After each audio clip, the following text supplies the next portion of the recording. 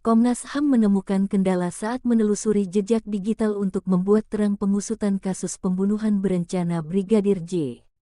Hal ini disampaikan Komnas HAM saat rapat dengar pendapat dengan Komisi 3 DPR RI pada Senin tanggal 22 Agustus tahun 2022.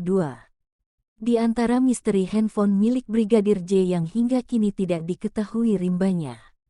Padahal diyakini jejak digital di handphone Brigadir J bisa membuat kasus yang direkayasa Ferdi Sambo itu jadi terang benderang. Hal lainnya, beberapa handphone milik pihak terkait di pusaran kasus pembunuhan berencana Brigadir J juga banyak yang telah diganti. Termasuk percakapan di grup WhatsApp banyak yang hilang. Berikut curhat Komnas HAM soal hilangnya handphone Brigadir J dan rumitnya penelusuran jejak digital. Handphone milik Brigadir J belum ditemukan. Hingga kini handphone milik Brigadir J disebut belum ditemukan. Hal itu dibeberkan oleh Komisioner Komnas HAM, Khoirul Anam, dalam rapat dengar pendapat RDP dengan Komisi 3 DPR di Kompleks Parlemen Senayan, Jakarta, Senin tanggal 22 Agustus tahun 2022.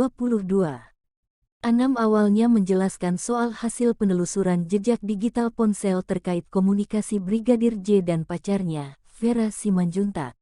Dari penelusuran diketahui sempat ada ancaman pembunuhan dari skuad lama yang ternyata adalah Kuat Ma'ruf selaku Art Irjen Ferdi Sambo.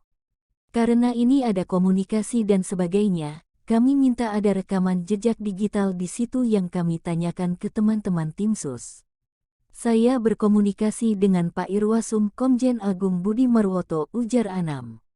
Dari komunikasi itu, ponsel-ponsel yang disita polisi tersebut dihadirkan dan material mentahnya diberikan kepada Komnas HAM. Disitulah kami mendapat banyak hal, termasuk komunikasi dengan Vera, betul ada komunikasi ancaman pembunuhan seperti itu, lanjutnya. Penelusuran dari Komnas HAM pun berlanjut. Akan tetapi, sudah banyak ponsel yang sudah diganti.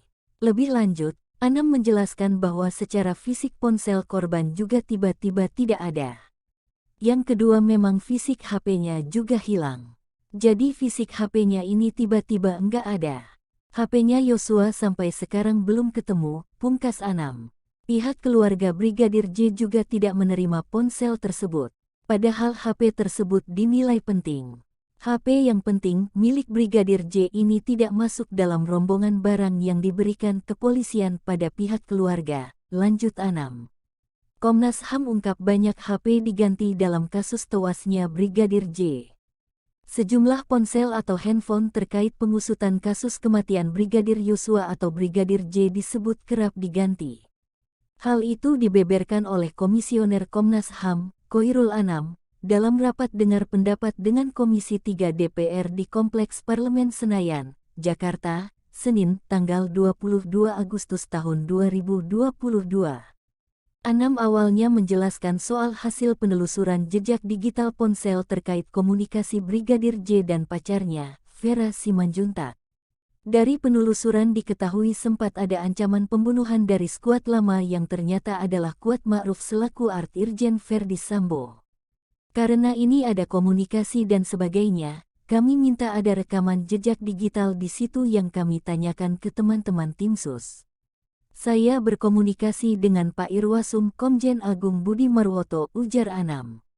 Dari komunikasi itu, ponsel-ponsel yang disita polisi tersebut dihadirkan dan material mentahnya diberikan kepada Komnas HAM. Penelusuran dari Komnas HAM pun berlanjut.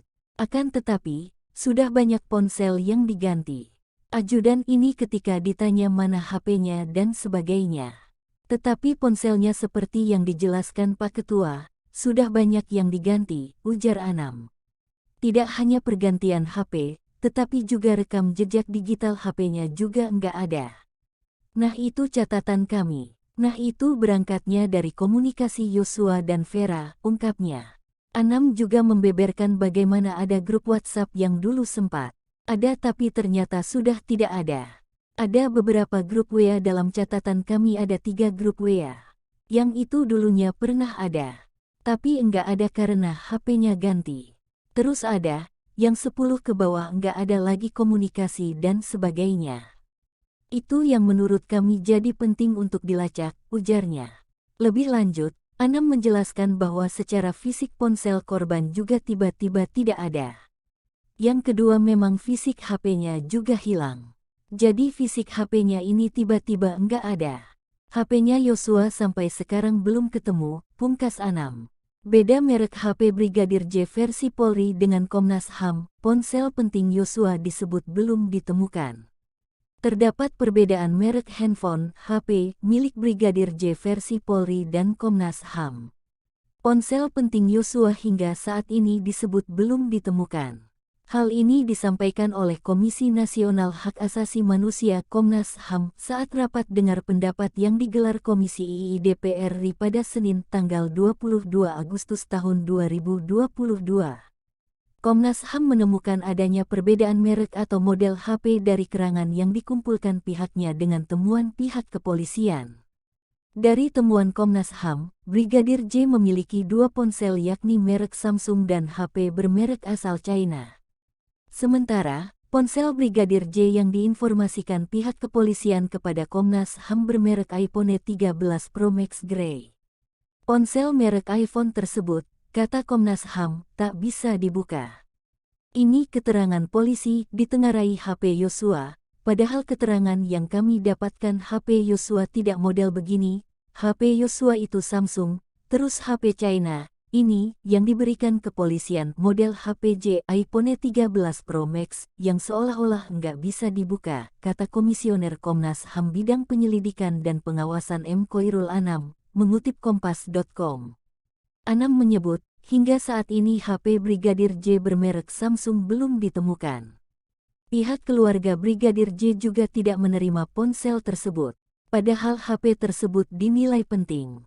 HP yang penting milik Brigadir J ini tidak masuk dalam rombongan barang yang diberikan kepolisian pada pihak keluarga, lanjut Anam.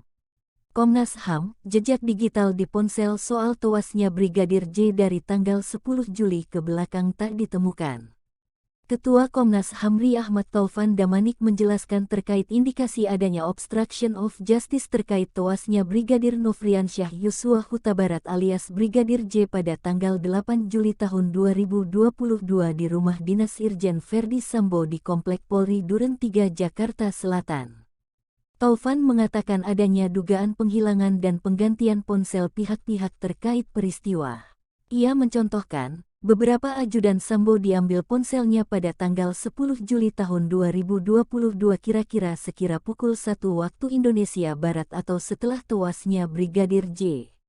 Kemudian, lanjut dia, Baradae sempat dikasih ponsel jenis baru pada tanggal 19 Juli tahun 2022.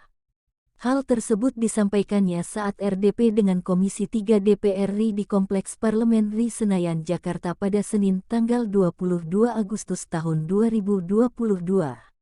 Dari HP yang antara tanggal 10 sampai 19 Juli tahun 2022 itu ditemukan ada upaya-upaya membangun skenario misalnya, yang jawaban-jawaban sebagai bawahan kepada atasan, siap komandan, itu misalnya sangat kentara di situ, kata dia.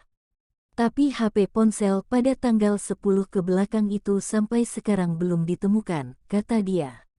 Ia pun mengusulkan DPR dapat menanyakan terkait hal tersebut dalam RDP dengan Polri mendatang. Menurutnya, ponsel tersebut sangat penting karena untuk mendukung proses persidangan. Karena itu sangat penting saya kira untuk mendukung. Kalau tidak nanti dalam proses persidangan kita khawatirkan akan sangat bergantung pada keterangan demi keterangan meskipun sudah ada pengakuan terbuka dari saudara FS ini baik kepada penyidik maupun kepada Komnas HAM bahwa dia adalah otak dari pembunuhan ini dan otak dari rekayasa, itu dikatakan, kata dia. Selain itu, kata dia, pihaknya juga menemukan adanya penghapusan jejak komunikasi baik berupa pesan, panggilan, telepon, dan chat media sosial WhatsApp. Penghapusan jejak komunikasi, pesan, panggilan, telepon, dan WA, kemudian penghapusan jejak digital atau foto-foto, kata dia. Untuk informasi, Brigadir J tewas setelah ditembak di rumah dinas ex-Kadif Propam Polri Irjen Pol Verdi Sambo di Komplek Polri, Duren 3, Jakarta Selatan, Jumat tanggal 8 Juli tahun 2022. Terkait itu, tim Sus Polri sudah menetapkan 5 orang sebagai tersangka dalam pusaran kasus pembunuhan Brigadir J. Kelima orang itu adalah Irjen Ferdi Sambo, istri Ferdi Sambo, Putri Chandrawati, Baradae, Bribka Riki Rizal, dan Kuat Maruf. Baradae dijerat dengan pasal 338 KUHP tentang pembunuhan junto, pasal 55 KUHP dan 56 KUHP. Sedangkan Ferdi Sambo, Putri Chandrawati, Bribka Riki Rizal dan Kuat Maruf dijerat dengan pasal 340 tentang pembunuhan berencana subsidiar, pasal 338 junto, pasal 55 dan pasal 56 KUHP. Ketiganya mendapat ancaman hukuman lebih tinggi dari Baradae, yakni hukuman maksimal 20 tahun penjara atau pidana mati.